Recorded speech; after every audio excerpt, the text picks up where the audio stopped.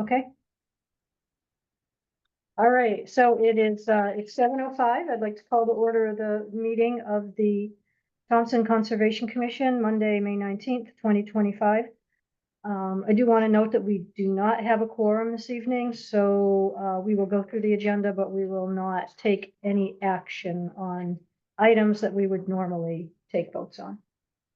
So we will hold the review of the April 21st, 2025 regular meeting minutes to next month for review and approval.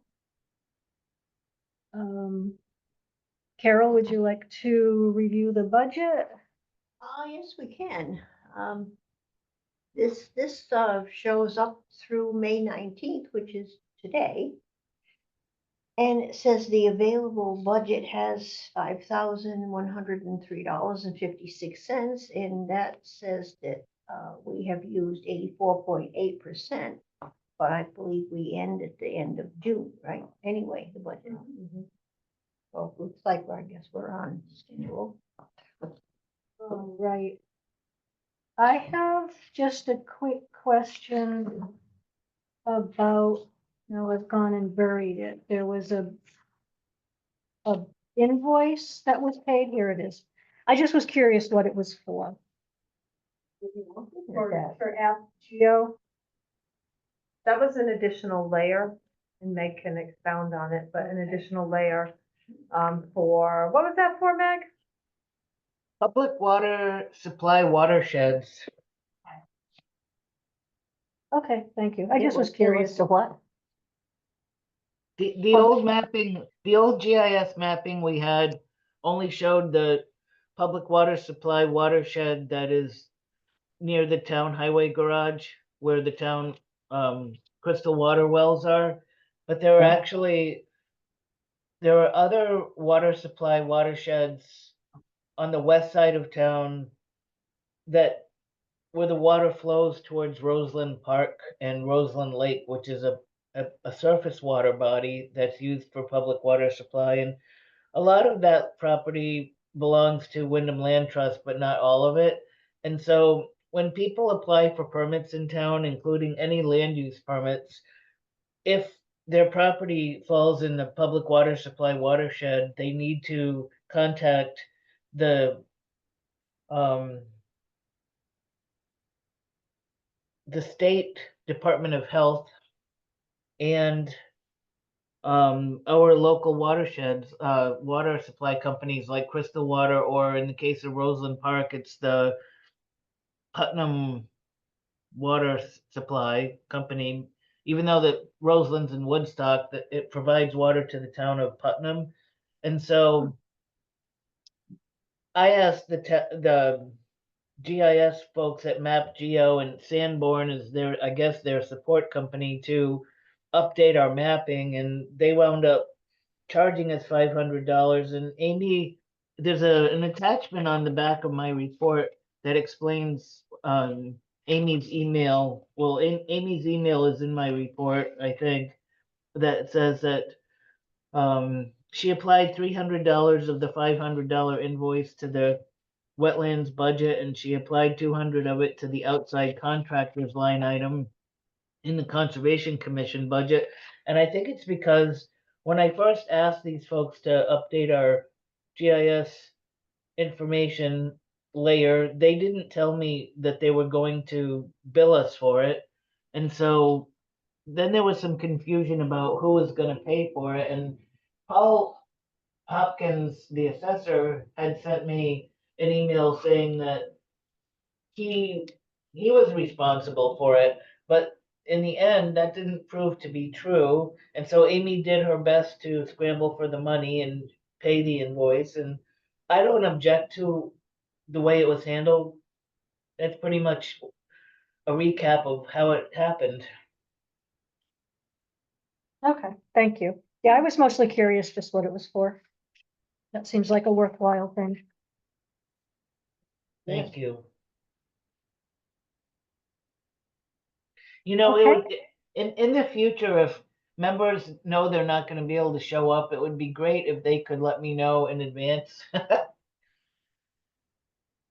Maybe send the commission an email. Yeah, I think Dave sent an email. Oh, did he? Yeah. Dave always lets us know when he's not coming.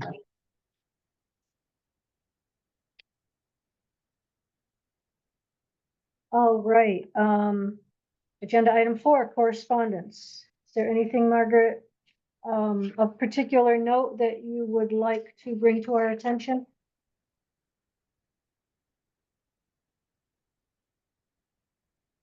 I don't know. Well, I think it's, Norma will be interested in the email from this gentleman, Randall Nelson, offering his services to help repair headstones in case something ever happens to the contractor who's doing it now. And it was nice of this gentleman to reach out to us and let us know he's there. I thought it was great to see the Audubon email about Senate Bill 9 passing in the Senate regarding the use of neonicotinoid pesticides, which is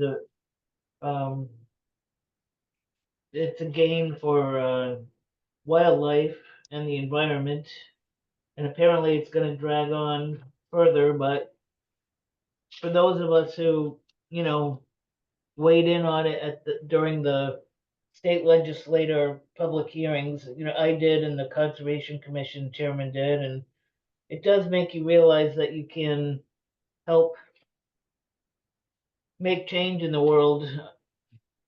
Sometimes these things seem so frustrating, and you speak out about things, and once in a great while you actually get some results. So it was a bit of a minor victory, although it still has to move through further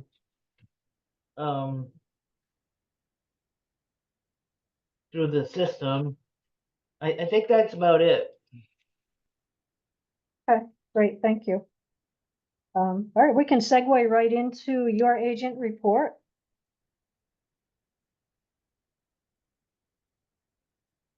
Well, basically, I updated Chad Rittenhouse at UConn to the effect that our students wouldn't be able to start any internships probably till the beginning of 2026 if we find out about when and if we find out about National Park Service funding. And then I went on to explain a bit about the budget update, and that kind of speaks for itself. Great, thank you. You're welcome. All right. We ready to move on to old business? I am. Okay, so, excuse me. Item 6A, open space plan. Obviously, right now, we're just waiting to learn if we are going to be awarded the technical assistance that we applied for. So that's kind of just in a waiting status, I guess. The next item is the resiliency committee. I've kind of put that on the back burner just because we've been focusing our attention on the open space plan. And I probably should go ahead and contact all the people who indicated that they would be interested in potentially participating in that. I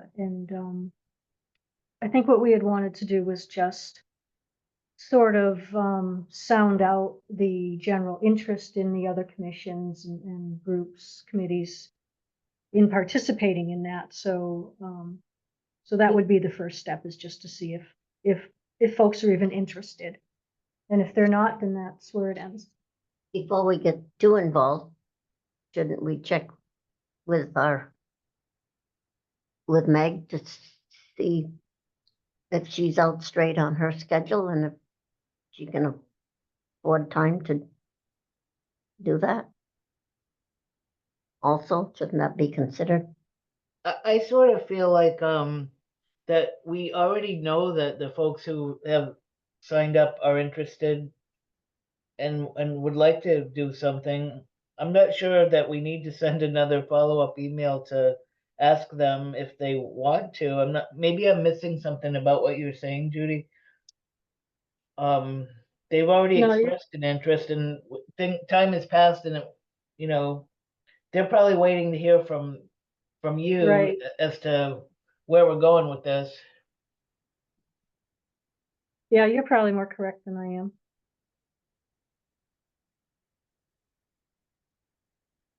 We should probably talk and make a plan. I feel like there's been so much going on. I haven't really given it much thought.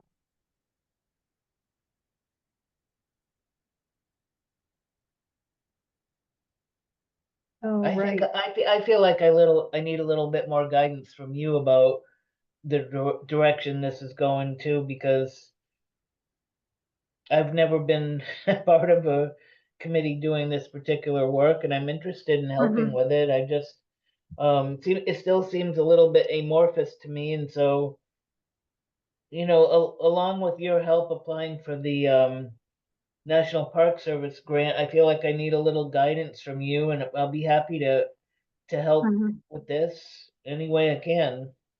Okay. Yeah, it was my thought that, I would be involved in it as well. I didn't think that we were gonna put the full responsibility on you. Um, and my thought was also that um, the different organizations, committees, commissions that expressed interest would sort of be responsible for, um, updating that chart, that spreadsheet that Tara shared with us for all the different activities. My thought was like we could kind of spearhead it, but I didn't think that we should be doing the work for everybody. It was my thought that the other participants would be responsible for the activities that they're undertaking. We might just kind of end up being sort of the keeper of the spreadsheet or something like that. But everyone would have access to filling it out, keeping it updated. That was kind of my thought. I don't want the full responsibility for it to fall on us, where we're in a position that we're chasing people down to see what they've done, every year over the course of the year. That's way more than I think we want to take on. And I think Maybe you have a better handle on how to make a spreadsheet like that available to a bunch of different people and then make them all speak to each other, because in my experience, when a spreadsheet is shared amongst a bunch of different individuals and they update it, it's hard to keep a central copy that reflects all of their updates without some kind of conflicts. And I don't know, honestly, I'm not sure how to do that. Yeah, I'm not sure either. Does the town do any kind of like cloud storage that the committees could access? Not technically. I mean, would that be like more of a Google Docs It thing? could be like a Google Docs. Where the majority, where Yeah. it's not on the town server, because we limit who can access Right. the server because Of of course, that makes a lot security. of sense, right? But, or it could just gets everybody you meet once in a while and everybody you sit down together and update the spreadsheet together, maybe. Yeah, that's another option. That's pretty good. Yeah. Yeah. And that's something we need to hammer out, I think, when Mhm. we all get together and talk. Right.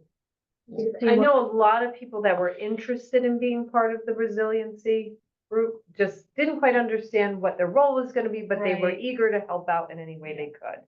And, it's a lot of the same people that volunteer for a lot of things. But, they didn't have a complete, clear grasp on what it really entailed. So, And I think we, the committee, would need a better briefing than what we've had. oh yeah, I mean, just if you all met together and then set course from there.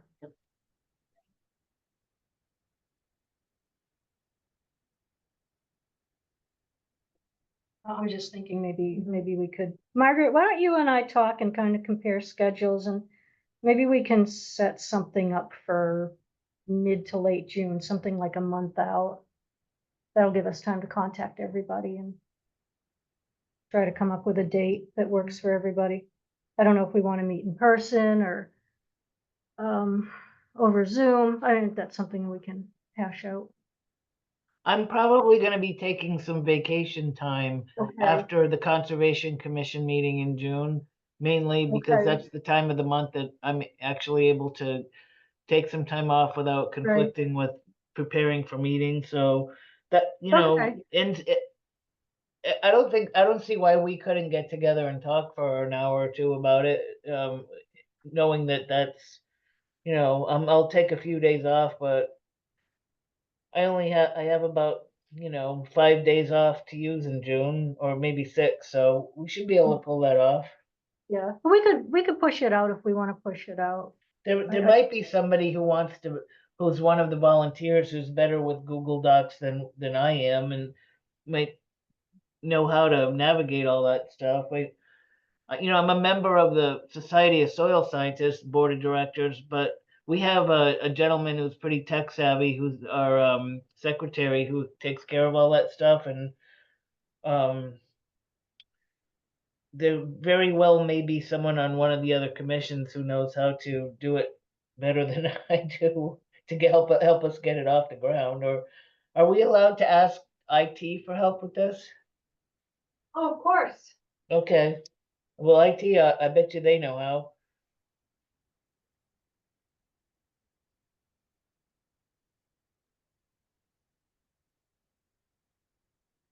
All right. Okay, I think that sounds like a sort of a plan. All right, next item is 6C, Inland Wetlands Commission site walk. That took place on Saturday, May 10th. At 0 Riverside Drive, Quarry, map 5, block 65, lot 15, Hemlock Properties was the owner.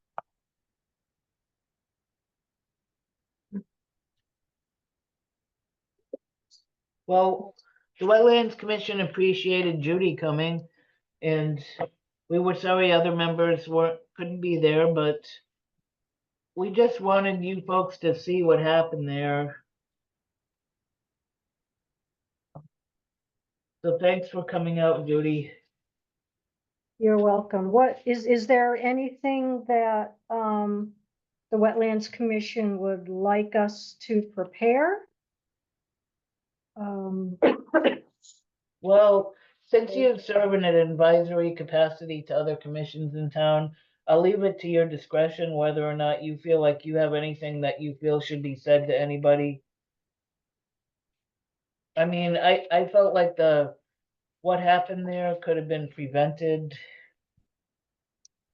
and the not to fault our fire marshal, but the fire marshal issued a blasting permit, but no permits had been issued by the Wetlands Commission or the zoning, planning and zoning, or anyone else in town. And so when I mentioned it to Jamie, he said, he kind of raised his hands and looked at me like he give me some guidance so that next time someone asks for a blasting permit, I would know who to check with, because there isn't any protocol for him, I think.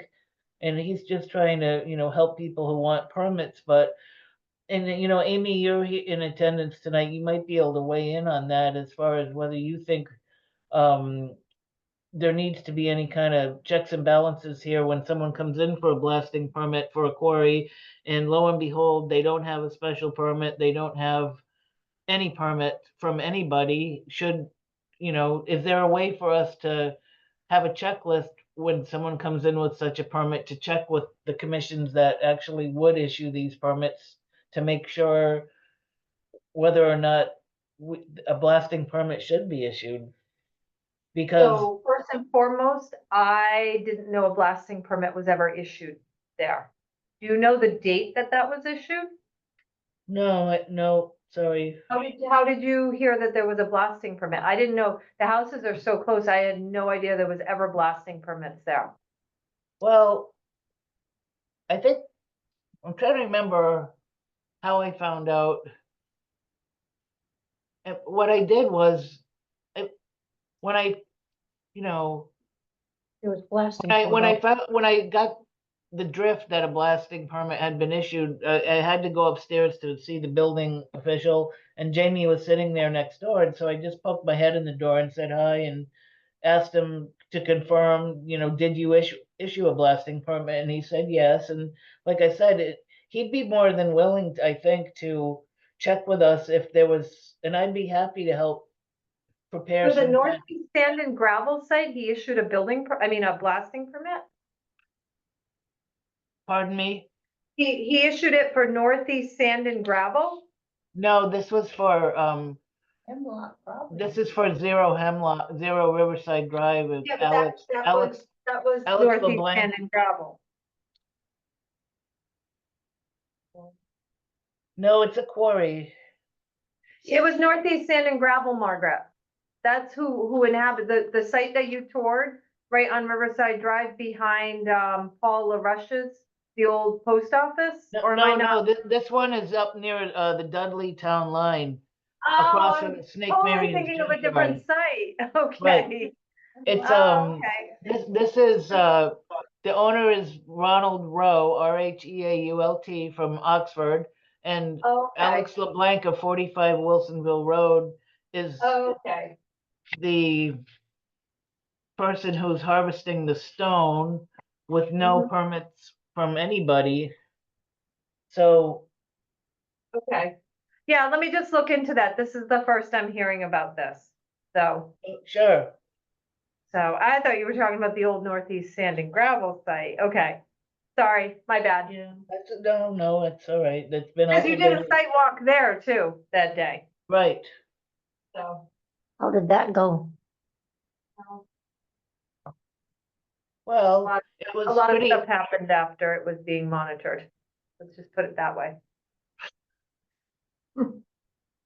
we saw at least 4 vernal pools that had wood frog tadpoles in them, which are obligate vernal pool species. So there's clearly some wetlands developing on the site with interesting organisms in them.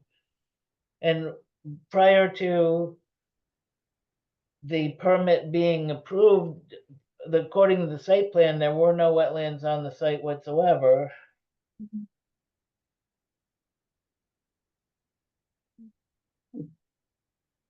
So you guys are on top of what's happening there? Well, we were out there it was our first chance to take a peek at what happened, and it looks like the seasonal high groundwater table was intercepted.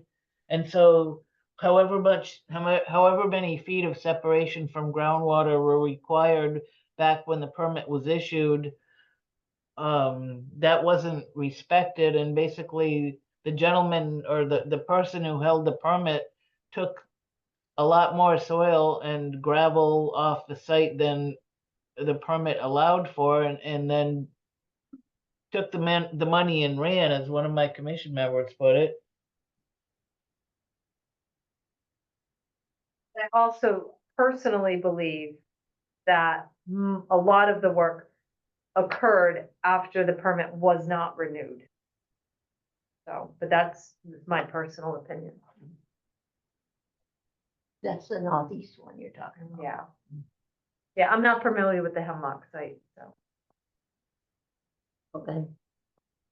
And I saw you What on, hap- what happened at the Hemlock site was that a blasting permit was issued and a big ridge of bedrock was blasted, and a lot of it was some of it was hauled off site, and a lot of the rubble was pushed downhill into a wetland on the edge of a stream. And so I think this again was something that could have been prevented.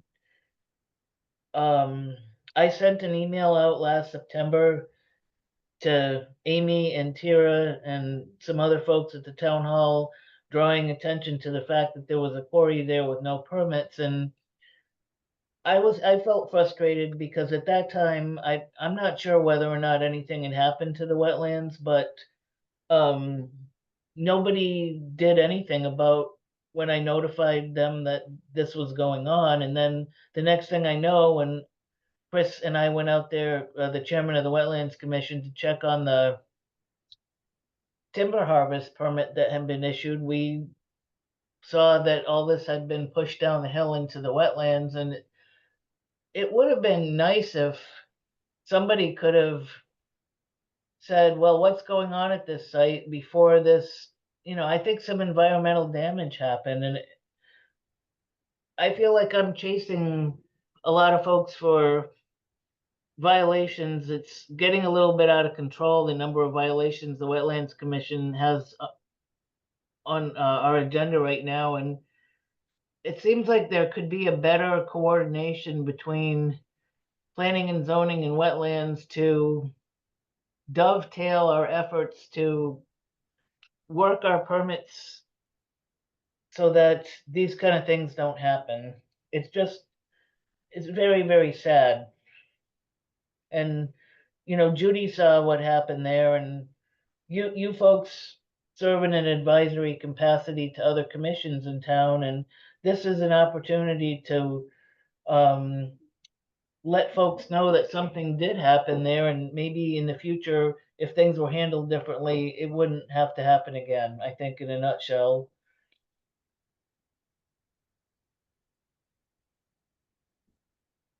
Judy, do you have any comments? I, regarding the site itself, I don't really, I think that, the summary that you put together, and the photos, I guess that Chris took, you know, depict the situation pretty well. So I don't, as I said, I don't know if you want some sort of statement. I should say the inland wetlands would like some sort of statement, from us. I mean, it would just be sort of a summary of my observations. I think that's, if you're willing to do that, that would be the best we could hope for, is just to, because you serve in an advisory capacity, your commission does, as well as the Wetlands Commission. The Wetlands Commission expressed a lot of concerns at the last meeting about what happened at Northeast Sand and Gravel too, and it would be better in general if there was more oversight to prevent violations, because we wind up having to be, the heavies that go in and say, oops, you did something that wasn't permitted. And it'd be better if folks didn't get led into the scenario where they think that they can just go ahead and do unpermitted activities and do, or even permitted activities without any oversight and truth checking about, for example, the depth of seasonal high groundwater. And then I have to come down on them when we discovered something's happened, and it puts a lot of unnecessary enforcement action on my commission that I think could be prevented if somehow up front these things, like in the case of Northeast Sand and Gravel, it could have been monitored to make sure that the separation from seasonal high groundwater was being adhered to, or in the case of Zero Riverside Drive, that a permit maybe from planning and zoning and or wetlands should have been issued and had a site plan submitted that would show where seasonal high groundwater is before they start blasting, and me having to chase these folks as violators, because I don't think anybody wants to do work and then be told that they're in violation. If somehow the process could work as it is described, with a special permit, which is come in with a plan and show us where seasonal high groundwater is, and then go ahead and we'll give you the permit. Everybody would be happy. They could make their money. We would be happy, monitor the site, and there would be no need for these enforcement actions, which are extremely time consuming. I really do think that there's room for improvement in the system. And any comments that you could make that would, that you think would be helpful would be greatly appreciated by me and the Wetlands Commission. Okay, I can do that. What I'll do is I'll put a draft together. And just send it out for everyone to see. That's good. That sounds great. Thank you. Help everybody, I think. Okay. I kind of had a thought or an observation. You had commented earlier that the fire marshal had asked, you know, how this situation could be avoided in the future. And I'm just wondering if it would be beneficial for him to just make it part of his protocol to request proof of planning and zoning or, you know, municipal permit. Before. I Before don't think it needs there's a to be rocket, blasting. it doesn't need to be Yeah. rocket science or be complicated. I think he'd probably, you know, maybe Amy can, it's just a matter of maybe Amy sitting down with Jamie, and I'd be happy to attend, and maybe someone from planning and zoning, and just say, you know, check with us if you get an application for a blasting permit. I don't want to be the one, I'm certainly not accusing him of doing anything wrong, and he seemed willing to listen, and I think he would like some guidance, even if it was just a simple checklist, which I'd be happy to help prepare. There's been other similar situation where the building inspector and the fire marshal wanted to have a guidance document issued regarding change of use in a commercial, non-residential building. And I prepared a draft document because I had done it in another town, and the building inspector and the fire marshal are still waiting for that document to be issued, but when Tara found out I had issued it, she asked for it and she took it, and you know, she apologized later that she had it for several months and a few months and nothing happened. And then Cindy said, you know, she wanted to be in charge of it. And then it's never surfaced again. And so, the purpose behind that was so that the fire marshal and the building inspector would definitely be included when somebody started a new business in a building that um, had a different use, and they should get a floor plan and so forth. And so I offered to help because I did zoning for 5 years, but I think unfortunately, you know, I think I'm not trying to tell anybody how to do their job, but when I prepare a sample guidance document, it gets taken and it disappears, and then no other version of it ever surfaces again. So I think that John Nolly and Jamie would still like to have something to give to the members of the public when they come in and they buy a store or an old building, to help them see, well, the steps usually are go to the health department, submit a floor plan to the building official and the CEO, and ultimately that gets passed on to the fire marshal. And it's just sort of a checklist to help folks so that because it's baffling to the average person when they come into town and see that they want to do such a thing. And having a guidance document that could be stuck on as a handout in the building department office or outside anybody's office would just be like, oh, all I need to do is steps 1, 2, 3, and 4. And in fact, one of those steps includes the health department if there's a septic system or a well involved. And most folks don't ever realize that.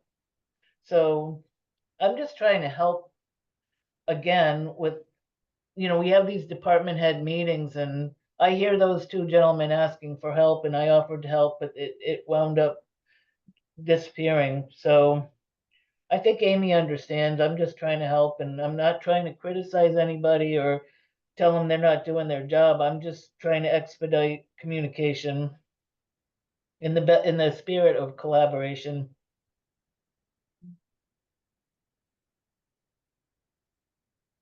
Yeah, that sounds fine with me.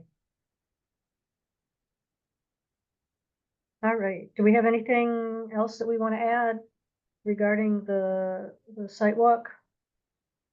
We ready to move on to new business? Something I go Yes, back of course. to, Meg, I saw you out on Route 21. May I ask what you were doing on 21, or should I not ask that question? Today, No, maybe Friday, you were over by the goat, where the llamas were, where, oh yeah, we had a problem where some sediment ran off of Quinnetisset Country Club and it flowed under Route 21 in a stream, and then it flowed south almost to the Putnam Town line to that farm on the right belonging to John Carpenter, and it went into his beautifully manicured farm ponds, which were loaded with geese and blue herons when I first got there, and the sediment plume was pretty dramatic. And then from there, I'm afraid it flowed further onto the next abutting property, and that gentleman had a pond that was recently stocked with young trout, and I'm afraid that the trout probably haven't survived. It was a kind of a combination of silt and clay that I think a landscape architect recommended to the Quinnetisset Country Club to use it to help with water retention on the 12th green. I guess I'm not really savvy about golf course terms, but in any case, on the south side of the Quinnetisset Golf Course, they had spread quite a large area of this material, and then it rained hard, and so last Friday I got the call and from John Carpenter and went out and first we inspected the silt running under Route 21, the chairman of the Wetlands Commission and I, and then we went to his farm and saw the dramatic sediment plume. And then we went up to the golf course and did an inspection and saw the source of all the material, and we issued them a order to correct. And I was back up at the golf course today, and I also did reach out to a few different departments at Connecticut Deep looking for help. And finally, one of the people contacted me today, and I'm going to have a telephone call with her tomorrow morning about she's wondering whether the state needs to get involved with enforcement on this one because of the impacts on wildlife and off-site impacts. This is the worst environmental situation I've been involved with as far as off-site impacts. And so again, this is another one of these violations that just eats up huge amounts of time. And last week is the first week I wound up working over my hours just in order to try to issue this order before the end of the day on Friday. So Meg, I have a question for you. Were you able to contact the owner of the alleged trout pond that was stocked? Because we I still haven't haven't been able- confirmed that. I haven't gotten his phone number or his email yet from the neighbor, At this but point, that's still hearsay from Mr. Carpenter. We don't know for certain that the pond was stocked with trout, so we have to be careful right, of making things seem like there's something without confirmation, right. So especially I in a guess public meeting. what I'm hoping to do is to write to this gentleman tomorrow. When I talk to DEP about it too, I suppose maybe I can get a little guidance from them. But the only way I have of contacting this gentleman who lives in Rhode Island is to write to him. And I'm not sure he even knows that it happened yet. I don't know how often he goes to the property. Right, but to be clear, we also don't know that there were trout in the pond. Or that the Right. pond exists. Do we know the pond exists? Yeah, you can see the pond on the GIS maps. Okay. So I'll send him a letter in the morning. Yeah. in the back, he's got a pond. I kind of wanted a little guidance before I did send him the letter, just, and, Right. you know, No, Tara, absolutely. Tara agreed that it would be okay to reach out to him and just say that, it's come to our attention that some sediment moved downstream and we wondering if you're aware of it and would you please contact us or something to that effect. And maybe this woman at Deep can give me a little more advice before I compose that letter.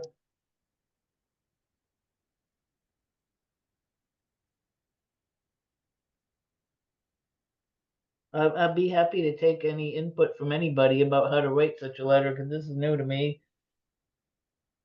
What you said seems adequate to me. Okay, In other words, you couldn't go over there just to, would you be able to see the silt if it went into that pond? Paul Archer is the surveyor who's representing the golf course, and he was going there today to Carpenter's.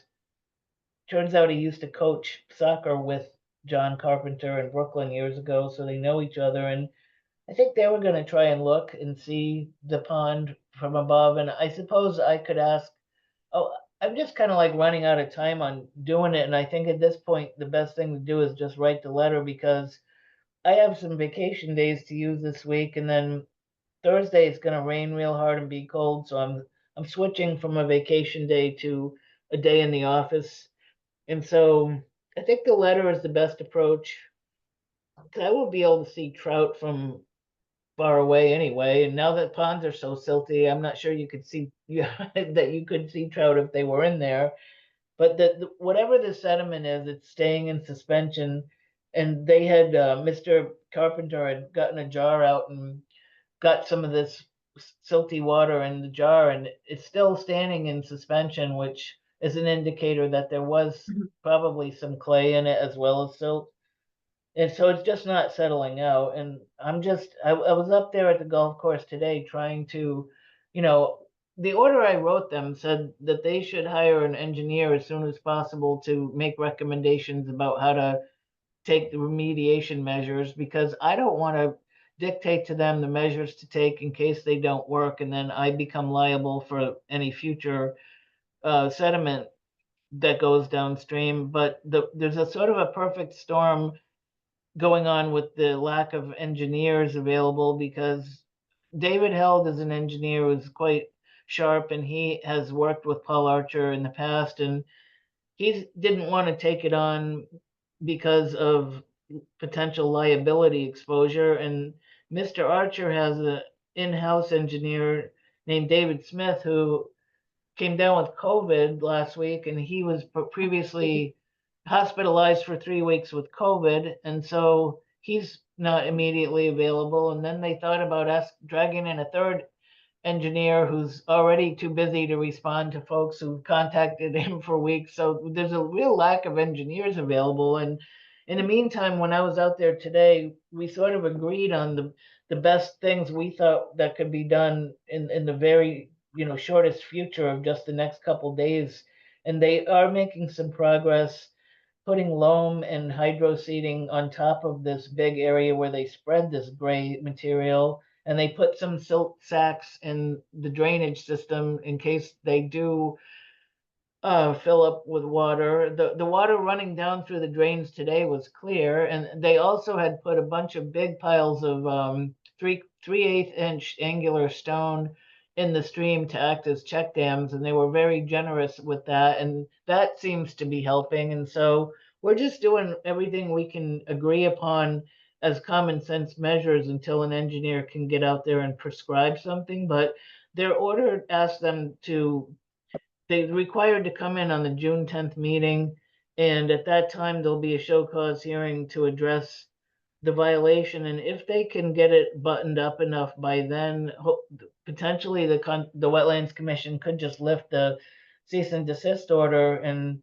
in the meantime, they're also being asked to apply for an after-the-fact permit, and so they're also in before us for 2 other permits for work on the site, which haven't turned into problems so far. So, this is a kind of a wake up call to them to in the future, if they're going to do any work on the golf course where there's any potential for sediment to flow off site, to give me a call first so we can make sure that if they need a permit that we can help them get it. And, this all could have been prevented if they had come to us and brought in a plan showing some sediment controls on it.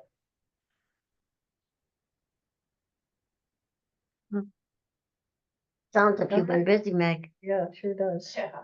Yeah, well, thank you for that overview. It's very, very interesting. All You're right, we welcome. ready to move on to new business? Which we don't have any, so we could move on to citizens' comments. Amy, are you a citizen tonight? Nope, I don't have anything to say. All right. Members forum, anyone have anything they want to discuss? Is there any kind of an update of, maybe that's not our business, any kind of an update of 193 of all the junk that's sitting by Water Plain Road? No. How are we gonna prevent this from happening again?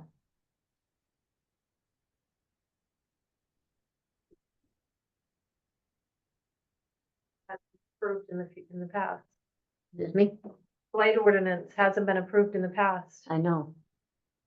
But is there, Law enforcement, oh, we don't have that because people don't want it. Mm. So so, there are avenues that could be taken that the people have voted down time and time again. And that's the sad truth. I don't know. okay.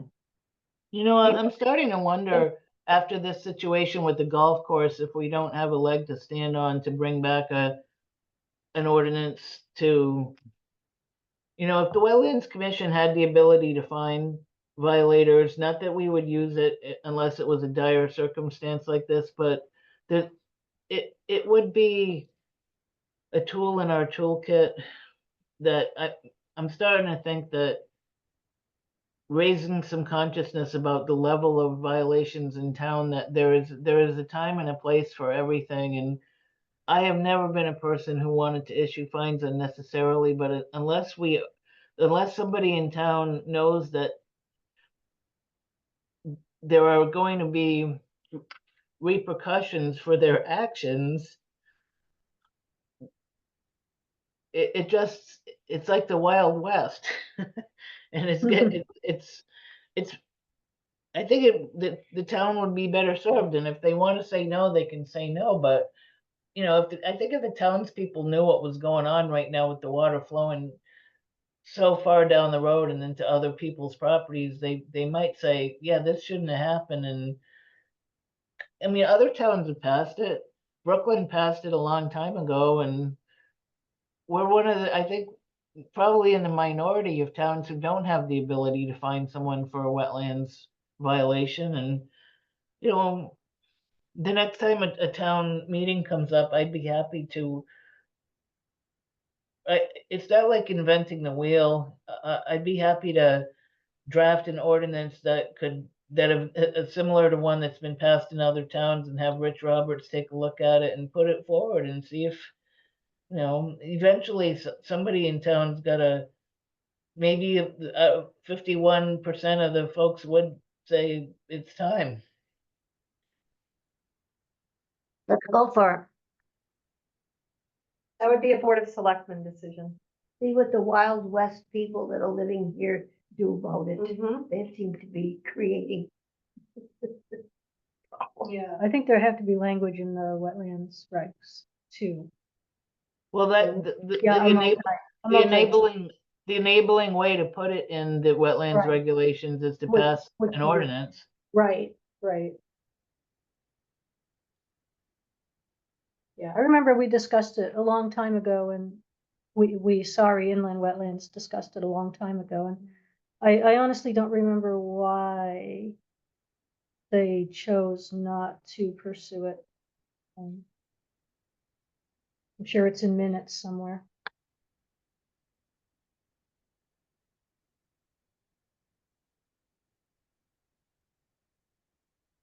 All right, any other member comments? Questions? Observation? Any other words of wisdom for us, Mick? Well, I want to say congratulations on the town roadside cleanup. Thank you. We'll get the results of the total and we can put that in next month's minutes. Yeah, that'll be great to know. I guess I think it's your responsibility when you fill out some form for DMS4, whatever the thing is, that goes on as something the town has done to benefit Oh, the MS4? MS4. You can use that, and according to Yeah. Trash is a non-point source pollutant. Meg, did you think when you fill out the MS4 form, you can use the trash pickup in that form? Oh, you mean for the resiliency committee when they do the sustainable no. CT Uh, form? The annual MS4. They- I don't fill that out. They do. Janet Blanchett fills it out. J&D Civil Engineers, Janet's been handling it. So they So- submit the annual report and they do include that. They do, okay. Yeah. Good. All right. Next scheduled meeting is Monday, June 16th, 2025 at 7 PM. Downstairs, hopefully. And also via Zoom. And it is 7:56 and we will adjourn. Thank you, Thank you everybody. all. Thank you, Margaret. How's your back feeling?